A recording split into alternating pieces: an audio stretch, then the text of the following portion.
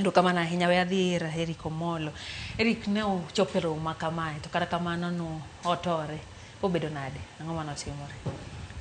Gima notimore maduong' seche ma ne wabiro e legislative summit. Ne wabiro with a clear agenda mondo mi issues ma wantiere godo kaka members ma county assembly Kenya te obed addressed. Tiyudo ka devolution of Kenya, the constitution of Kenya 2010 nomiyo japiny ratiro mar chiwo pache mondo winji. Koro nwakwayo thuolo gi president mar Kenya mondo bi mondo awachne gigi mosebedo ka chandowa kaka members of county assembly. To forum ni nolose gi body miluongo ni CAF, mano County Assemblies Forum.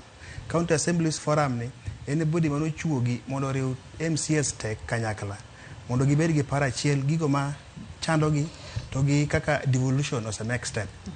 Koro nwayudo thuolo nikech ni challenges mwa face kaka members of county assembly. Koro nwayudo ni these issues obed addressed by the president himself.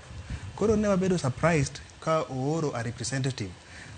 All along MCAs feel ni the president ok support members of county assembly kendo ok support devolution kaka dwarore. Lakini ni 50% midwaro ni odhi e county level mondo mi force development. Iyudo ka pod tin. To bende autonomy mar assembly onge. Iyudo ka ok inyal oversight a body ma chuli pesa. Wake nyaki ibembeleza mondo kel pesa mondo mi uti godo.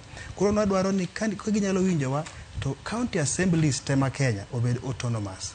Ni ginyalo bedo gi pesa ma gi manage kaka an assembly. Nikech ok inyal oversight a body ma samoro kopo ni idhi to the extreme pesa ok dhi biro ni assembly.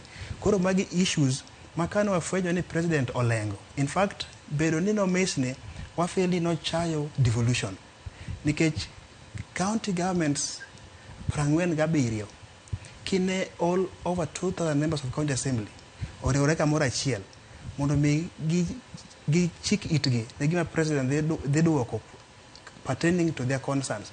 Kamano kotimore wane wa feel ni ok embrace devolution. To devolution ni ema keto dongruok e kor gwenge ma samoro ni national government ok nyal timo. Koro ma e gima no trigger emotion kata reaction mar members of county assembly mondo gi kon CS mano biro ni adogi wan ne I invite president ma bende no accept our invitation. Koro ang'omiyo at the last stage no respond to the call.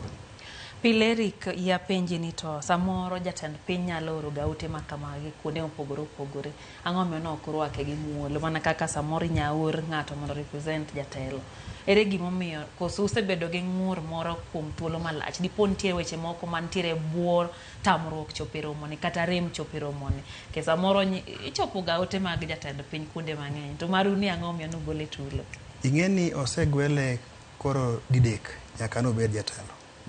Koro emane koro wa feel ni onego bed ni obede in person. Modongo osebedo koro ka ji.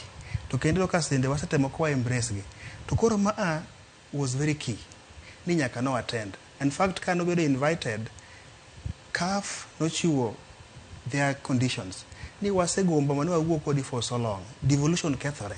Jo wachandore. Development ok timre kaka wadware. Koro in ema wagombo ni address this issue one on one by members of county assemblies.